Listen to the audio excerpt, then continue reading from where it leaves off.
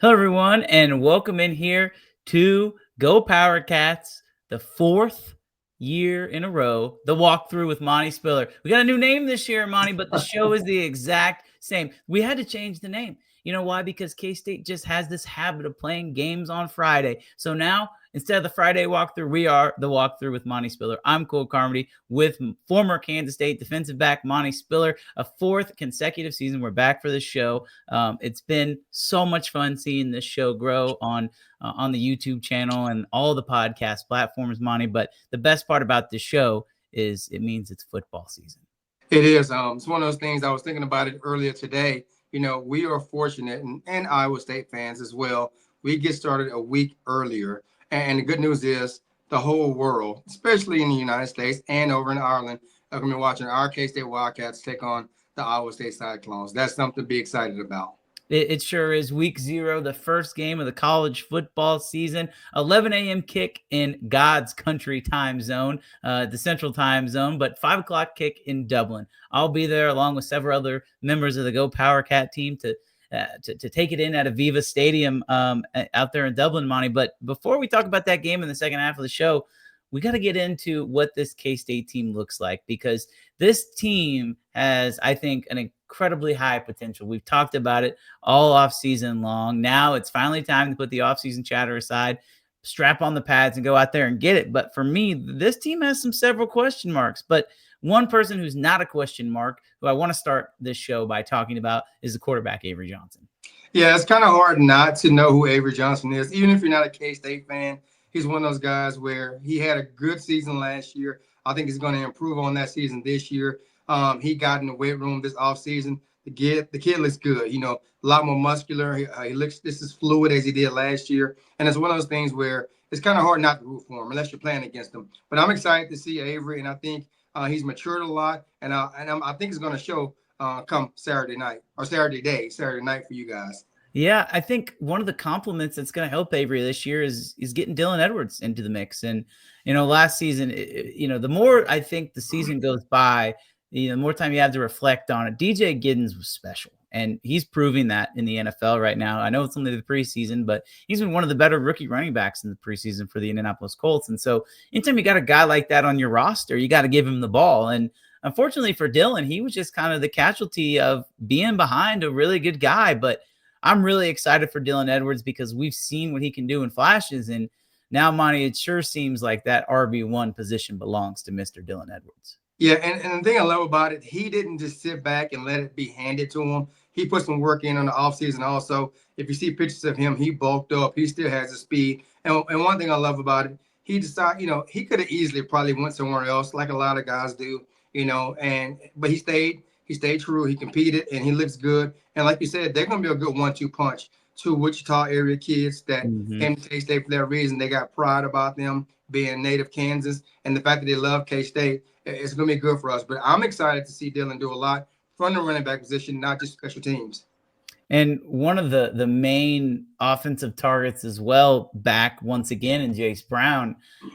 There's some question marks at that receiver position, which we'll look at here in a second. But with Jace, I mean, getting Jace Brown back, obviously there were some rumors. Maybe this is a guy who wasn't going to be returning to Kansas State, but those were put aside. Jace is all in. His roommate's Avery Johnson. They've both talked about the chemistry that they have with one another. And quietly, Jace Brown has put together two of the best consecutive seasons from a freshman and a sophomore, really since Tyler Lockett at the wide receiver position. And so I'm really excited to see what Jace Brown can do this year. I think people are really sleeping on number one. Yeah, they are. And it's probably a good thing because going into the game on Saturday, people are going to know Avery Johnson, as we talked about Dylan Edwards as well. And Jace had some big plays throughout the year. And I'm kind of glad they're sleeping on him. Hopefully they focus on those two other guys and Jace gets his flowers and he goes off against Iowa State. And then at that point, he put his name on the map. The kid is special, man. And, there are times where little things he did, going unblocked. And he was used as a decoy a lot too. His speed opened up the middle late in the season to give us some big plays. So that's something that I look forward to seeing him continue to do even more so this year. How valuable is it to have a guy who can play on the outside and in the slot? Because that's really what Jace Brown can do. Yeah. It's valuable, man. You can't really, and a lot of times, if he's the best receiver, some teams at the collegiate level will travel their best corner with him. And if that's the case, that can basically screw up a whole defensive scheme. So based Mm-hmm. off of what a team decides to do, if they double him, great. If they don't, we're going to take advantage of you. So you can put a guy in the slot. He's not a one-trick pony, and that forces defense to adjust based off of one guy's alignment. So hopefully we can utilize that throughout the season. I find it fascinating. Obviously, Kansas State has a new offensive coordinator this year. Matt Wells was a quarterback coach and the co-offensive coordinator last year, taking over for Connor Riley, who is now with your favorite team, the Dallas Cowboys, as the offensive line coach. I think it's a great move for Riles. I think it's going to work out for all parties involved. But Matt Wells has some weapons to play with, and his brother Luke Wells takes over as the tight ends coach. And he is inheriting quite the tight end room, to say the least. Kansas State led all of the country last season from tight ends to catch touchdowns. Iowa State, who they just happened to play in week 1 or week 0, I should say, is also really good at the tight end position. But between Dylan Edwards, Jace Brown, and Avery Johnson, you look at this tight end group and you say, there is like 5 guys who can see some time on the field. Yeah, yeah. And it's tough, too, because being a tight end in K-State system is normally a good thing. But the question for Coach Kleiman is, how do we get all of these guys on the field, get them quality playing time, and how do they utilize them? Going back to Coach Snyder's era, K-State was known for using double tight ends in different situations. And I think we're going to see a lot of double tight end this year, not just on the goal line, but in the open field, because the tight ends we have are so athletic. They're not traditional down block tight end or release 5-yard routes. Those guys can run like receivers. They got good height. They're physical. So they put defenses in uncomfortable situations. So I think it's a good problem to have that many guys that can play that position that well. But the question is, how do you rotate all those guys in to keep them happy and to also to let them produce, because they're all very talented. No doubt about it. And Monte, you know me, I love the offensive line. And so when you look at this Kansas State offensive line group, they returned 2 starters, and Sam Heck and Taylor Portier. But you look at who they brought in. Terrence Enos was just named a starter, at least on the depth chart, at right tackle, the transfer from Pittsburgh. George Fitzpatrick was expected to start at left tackle. He had a medical situation, so he won't play against Iowa State. So you slot in a guy in John Pastore, who also has had an injury past. By all accounts, it seems like the coaching staff is incredibly high on John Pastore. But you got another transfer in JB Nelson from Penn State, who's going to slide in there at right guard. I think this offensive line, they're bigger, they're stronger, and they're more physical than they have been in the past few years. But it's going to take some time for them to gel. Yeah, you're right. The bad news is it's a new group, like you said, 3 new faces on the O line, and it's one of those things like any other position wise. The O line is probably the most difficult to be cohesive right away. The good news is 2 of the 3 guys that you talked about have played big time football, and it's nothing new to them. So they understand what it's like to take a pro-like approach to getting ready, being prepared. No excuses. Obviously, there's going to be some communication early, but I feel like after so many practices, so many games, this unit has the ability to be one of the better units we've had in a long time, and we've had some good ones. So I'm excited about it because we definitely have the talent, the size, and the nastiness in that group. Now, the question is, can we gel it together and make it a great unit as one? I'm excited to see if the schemes are any different with Brian LePack now as offensive line coach, and obviously Matt Wells as offensive coordinator. Matt Wells said he's going to be down on the field calling plays for Kansas State, at least in week 0. So we'll see how that goes. Flipping over to the other side of the ball, Monty, we got to start in the secondary in your forte, because I think that is really, I don't want to say a question mark, but that is the talking point for Kansas State. What is the secondary going to look like? When they released their depth chart on Monday, there was a ton of underclassmen. Yeah. I think there was 1 senior starting in VJ Payne. The rest were sophomores or potentially going to have some freshmen rotating. We'll talk about them here in a second. But with a mostly young group in the secondary, to me, it says 2 things. Number 1, the coaching staff obviously feels like they're incredibly talented. Anytime you start those young guys, there's going to be something there. But number 2, on the other hand, I don't want to say I'm worried, but anytime you have the inexperience, again, it does kind of take some time to get actual game reps. It does. But if you look at VJ Payne, he was a young guy he started young. Yeah. The leader of the secondary, although he's wearing number 7 now, which I love that, and not 19. But I think they go as he goes, and his confidence since day 1 has been through the roof. And like you said, there are a lot of younger guys on the depth chart, but that just let me know too. And K-State, especially in the Kleiman era, he has never been afraid to play a freshman or a redshirt freshman for that matter. If you can play, Mm-hmm. you can play. So there's not really a lot of concern, but you got to realize these kids come out of high school, college ready. Back when I played, you redshirted, you waited 2 years, maybe three, depending on who you were or who you were behind, and then you got your chance. These guys come ready to play. They're more physical, they're fast, they pick up the systems quicker. So it could be one or the other, but I feel like it's just more competition and loyalty is there to some of the upperclassmen. But you got to put the guys in position to win. And going into the week 0 conference game that could potentially have Big 12 implications on it, Mm-hmm. championship on it, you got to play the guys that can win for you. I'm really excited to watch one of those young guys is Logan Bartley. The true freshman was committed to Wake Forest, flips to K-State. They say this guy looks like a man at 18 years old. And Exactly. he's listed on the depth chart as an or. Anytime you're a true freshman before your first game listed as an or at the starting position, you're going to play a lot of football. So I'm excited for Logan Bartley. I'm also excited for Wesley Fair, another Kansas kid who, Monty, it just feels like these Kansas kids that you're right, they come in ready to play. They redshirt their first year. They play special teams the second year, and then they make a huge impact. Think about a guy like Desmond Purnell. I could see Wesley Fair kind of taking that mold, becoming a leader, and really turning into that next great defender from the state of Kansas. Yeah, absolutely, man. And these kids, they understand.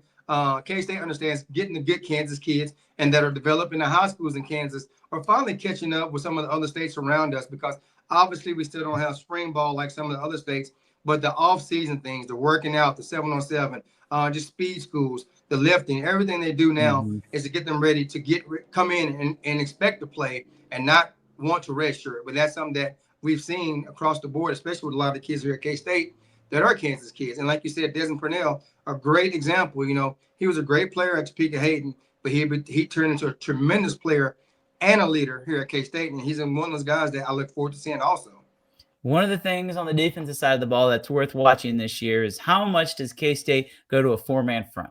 Because traditionally, that was what K-State did. They ran a four-man front. And then out of nowhere, they switched to the 3-3-5 a few years back, and it really gave them an advantage. Well, as what happens with football, when it starts to swing back the other way, here we are again.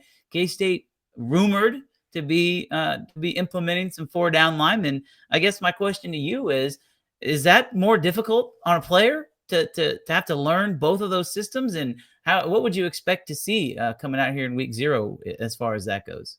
It's not so much learning; it's just the capability. You got to look at what kind of players you have. You basically, for me as a coach, I always look at the players we have and not so much the scheme. And a Mm-hmm. lot of times, coaches refuse to change schemes rather than adjust to the players. And I think K-State has guys that are dual threat guys. Our D linemen, they're big boys, but they're athletic, and that is not these guys that's gonna plug holes. They can get skinny, although they're big, and chase balls down from behind. You can put a guy down, hand in the ground, or you can put a guy stand up. That's going to be good for you. So either way, I think K-State has an advantage with the quality of athletes they have. So it depends on what we're going to see week to week. But I would love to see a four-man front at some point. And the way Iowa State runs the ball, I wouldn't be surprised. Yeah, I think he would be really good. And you know what? We're talking about it, so we might as well transition to that game in Ireland. Before we do, we want to let you know we are sponsored by Wooden Cork. Wooden Cork, your favorite alcohol delivery service. Enter code Life of Fits at the checkout for a special discount. Wooden Cork, thank you so much for sponsoring the walkthrough with Monte Spiller. As we get into this game, Monte, I can't help but recognize that you're behind a map.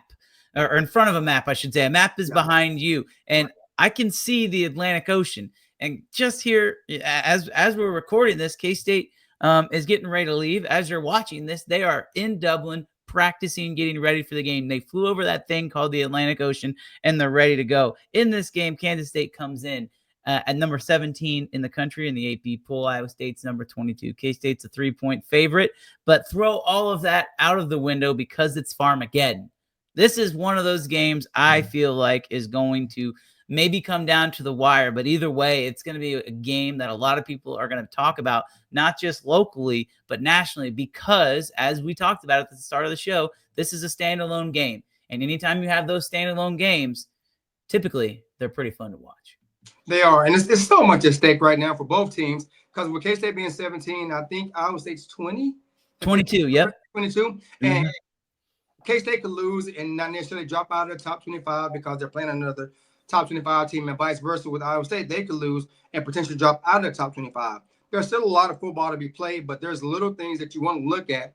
You're in a different location, different time zone, a different stadium, and it's the first game of the year. And I don't care who you are, that you know the world is watching. And it's one of those things where you want to impress, but there's going to be some tightness depending on who you are. And it's a common opponent. And it's weird for me watching us play Iowa State this early in the year. It's going to be weird seeing us not have snow on the ground, right, not seeing people wear long sleeves, masks, gloves. It's going to be weird to see. But I think that plays into our advantage because I feel like we have more speed across the board. They got some talented dudes. Don't get me wrong. They do. They got some players. But I think as a whole, we're the quicker team. And I feel like that's going to play to our advantage.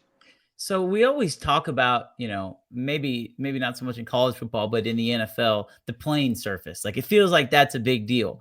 Well, the playing surface in this game, I don't think is being talked about enough. This is a rugby stadium, and so it is not a soccer stadium that's not used to it. I don't think that there'll be any concerns about the playing surface, but it's grass. And, how that affects the game, I don't know. The only thing I do know is that if it rains, which I don't think there's any rain in the forecast as we're recording this on Monday, but there could be rain because it's typically that time of the year in Dublin. Being on grass, it might neutralize things a little bit. Even if it doesn't rain, sometimes it just feels like when you play on grass, maybe you don't go as fast. And, I think that I don't necessarily think there's an advantage there for either team, but it's going to look a lot more I feel like more like an NFL game. There's going to be swings and momentum. There's going to be mistakes. But it feels like because there's going to be mistakes, there's going to be an opportunity for big plays. Yeah, I agree. And it's funny you say about the grass because Iowa State play on grass. Right. Like I said, too, normally when you play them, it's a lot colder, so that surface is hard. But if you remember, and I know you do, we finished our bowl game on what? Yep, on grass. And we were we looked like the faster team, and the score dictated as well as the game got going. We were the faster team. So I think that track over in Ireland is going to be somewhat similar to what we played in the bowl game, and hopefully that's the case. And if that's so, our guys go into it with a state of mind is, you know what, we can play on grass regardless. Let's get ready to roll. And let's dig into this matchup a little bit. Iowa State obviously has won the last two meetings. The Snowmageddon Bowl in Manhattan. Don't remind me. Crazy game. If you were there, even though K-State lost, I think a lot of fans will remember that game for a very long time. Then obviously the last game of the season up in Ames last year, Iowa State wins. K-State had plenty of opportunities to win that game. I think you ask those guys and they'll tell you it was a self-inflicted loss. The game was there for K-State to take, and Iowa State they let them hang around, but K-State couldn't take it. I think there's a revenge factor here for Kansas State, but the one thing that I look at in this game, Monte, and it's pretty simple. If K-State takes care of the football, they win the game. Yeah. And Iowa State has consistently been able to force turnovers against K-State in these matchups, and K-State hasn't been able to turn over Iowa State. Will that dream continue? I don't know. But if K-State wants to win, they got to take care of the football, and they got to force Rocco Becht and that Iowa State offense into at least one turnover. You're absolutely correct, and that's huge. The last couple of games we played against them, the ones we lost, turnover, they have won a turnover battle. And it's so funny because K-State has been known to win special teams and to be a fundamentally sound team who don't hurt themselves. Unless we play Iowa State. And then we hurt ourselves and we lose the game. But you're right. We cannot afford to have any turnovers, and we have to force at least one, if not two turnovers on the offense or even special teams. I'll take it however we can get it, but we need to find a way to get Iowa State to turn the ball over, and we have to be disciplined with the ball as well. I think that's a major key to victory. I've said that multiple times, on this YouTube channel is how can you turn over? An interesting stat out there that exists on the internet. You can find anything nowadays, but Rocco Becht last year, I believe he only had 9 interceptions, but he led the conference in plays that were turnover worthy that didn't actually result in turnovers. Wow. There's a statistic for that. So in other words, there was a little bit of luck involved, right? And, it's going to happen. Iowa State had a successful season.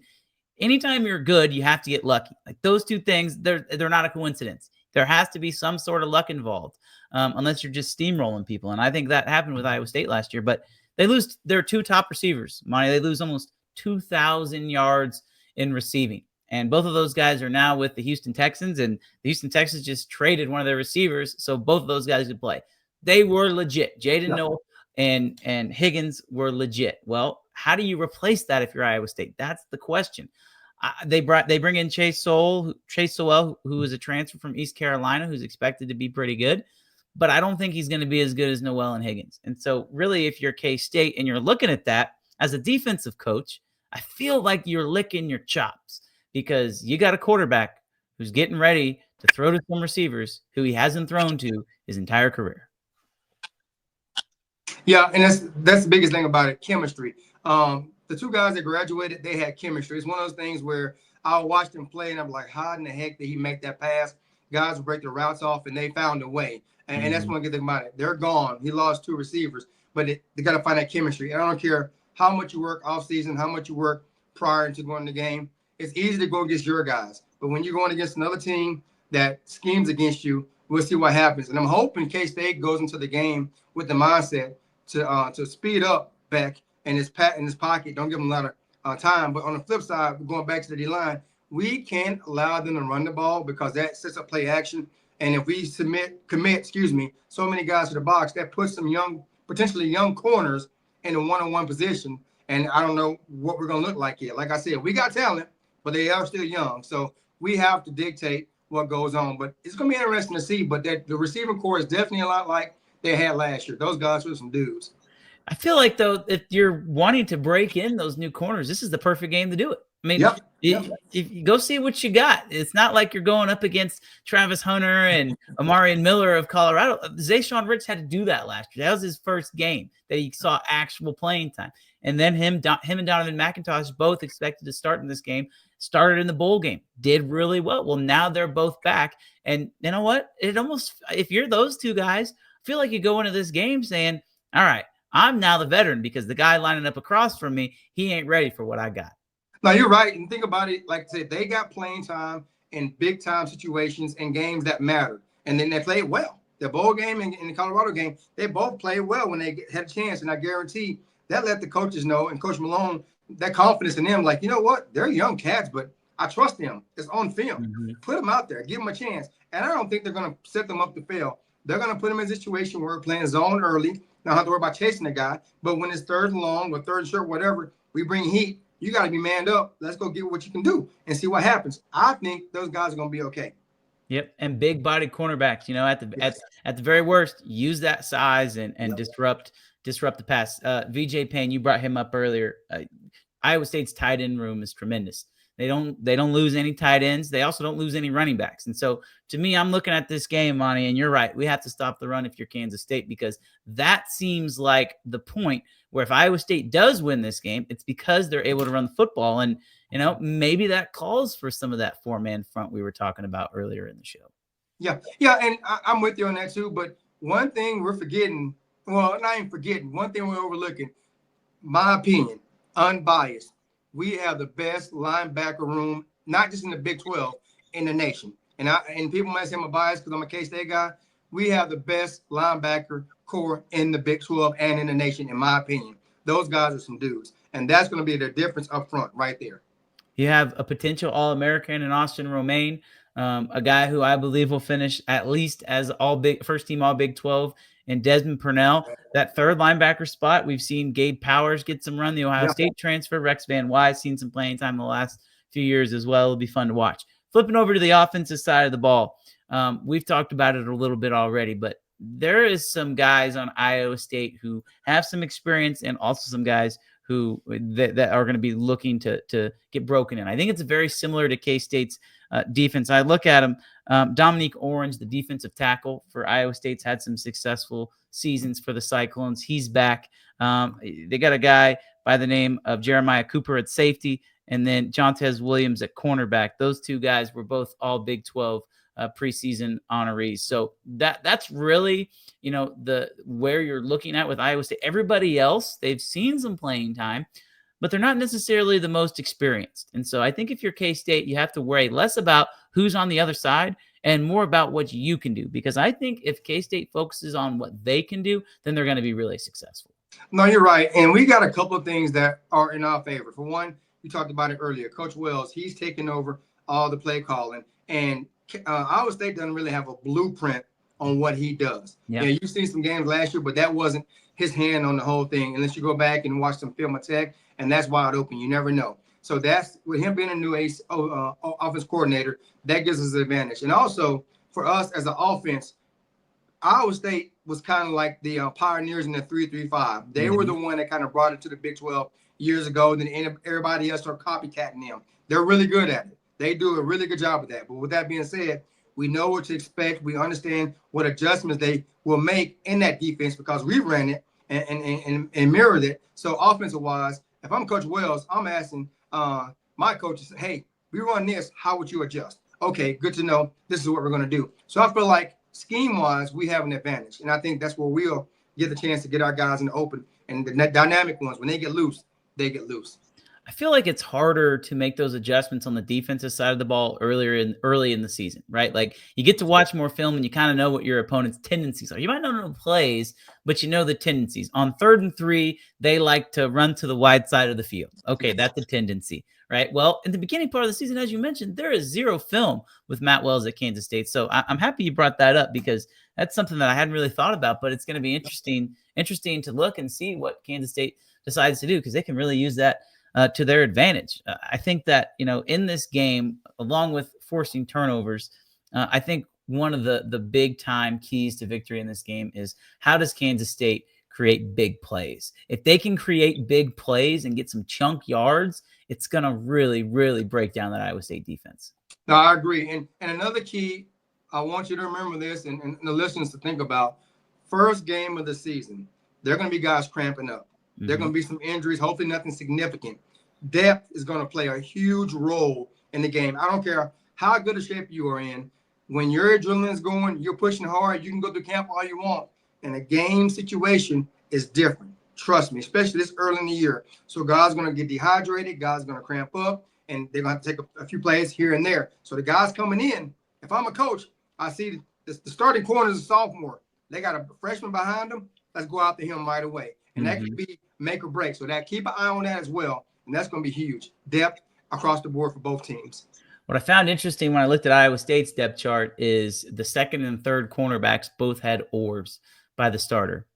So they really don't know what they have behind Williams. And I think if you're K-State, you can take advantage of that. Yeah. It's easy for Iowa State to look at K-State's defense and kind of say the same thing about the non-experience, but Iowa State doesn't really know who's going to start at corner. That's a major problem when you're going up against Avery Johnson, who broke the school record for passing touchdowns a year ago. And, by everything we've heard, Jerron Tibbs from Purdue and Jaron Bradley from Texas Tech and Boston College have had outstanding camps and are ready to take that number 2 and number 3 wideout spot. But those are two veteran guys, regardless of where you're from, going up against guys who don't even know if they're going to start yet. That seems like K-State can take advantage of that. Yeah, I agree. And it's one of those things going back, and it's good for us to look at what potentially could be and whatnot. But I guarantee Coach Kleiman and his staff, they're looking at themselves. This is good to know. Analytics does play a part in it. But when it comes down to it, it's what we do. And if we handle business, we should win the game. If we do what we're coached to do, we should win the game. If we limit mistakes, we should win the game. Don't get me wrong. It's good to scheme and do all that. But when it comes down to it, disciplined football, going to win the game. And I hope that that's the case for K-State. Well, let's get into our predictions here at the end of the show, Monte. I will go first. I've been pretty outspoken on this. It seems like I've done like a million different podcasts because everybody's just so excited for the start of football season and going over to Dublin, Ireland and everything. I love it, right? It's been awesome. I've said this all along. I'm going to say it again on this show. I have K-State winning this game 31-20.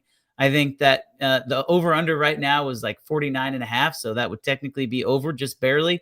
It seems like a lot of points, and so maybe it's too much. I just think K-State's offense is going to be really good. This game might be 31-20. I don't know if it'll be that close. Maybe it'll be closer than that, but I feel like K-State's going to score. They're going to score early, and I'm really excited to see what this offense can do because they have so many playmakers. And I think if K-State does end up winning this game, there's going to be some serious conversation about Avery Johnson being one of the better quarterbacks in college football because I'm sold. I'm bought in. I'm ready to see Avery go out there and compete and get better along with the entire team. But I have K-State winning this game 31-20 and having a very, very happy flight home across the Atlantic Ocean. Right on, right on. Very similar to what I was going with. My score is 28-17, and I have K-State scoring early. And the reason I think Iowa State, well, it's a slow to Iowa State game. It's going to force them to pass the ball. I think K-State will get up on them early, and they can afford to kill clock, run the ball, and keep the ball out of our offensive hands. So K-State gets up early, forces Iowa State to throw the ball, which they don't want to do early. They want to run the ball to set up the pass. So I think it'll be 28-17 Cats. Either way, I think every single person listening would be happy with that result. Kansas State looking to start 1-0 and a ranked win to start the season, and also 1-0 in conference play with the entire eyes of the United States of America and the Republic of Ireland on them. 5 o'clock kickoff local time, Aviva Stadium, Dublin, Ireland, 11 a.m. Central on ESPN. For Monte Spiller, I am Cole Carmody. Thanks everybody for listening, for watching the walkthrough with Monte Spiller, sponsored by Wooden Cork. We appreciate it as always, and we will be back to talk to you next week.